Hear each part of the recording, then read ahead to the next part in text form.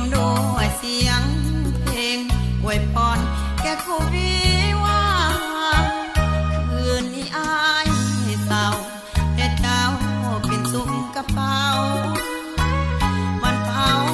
ความเอากับปวดแก้วสุรานั่งกินเหล้าขาวของแก้มก็คือน้ำตาคืนนี้เขากอดกันนา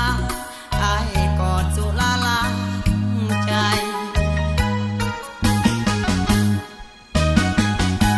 อย่างโซเซสองขาจังบ่อยู่เปิดประตูสู่เปิดหนทางแก้ไขจะไปอ่อนวอนมันก็สวยเกินไปได้แต่ร้องไห้เพราะน้องเป็นของ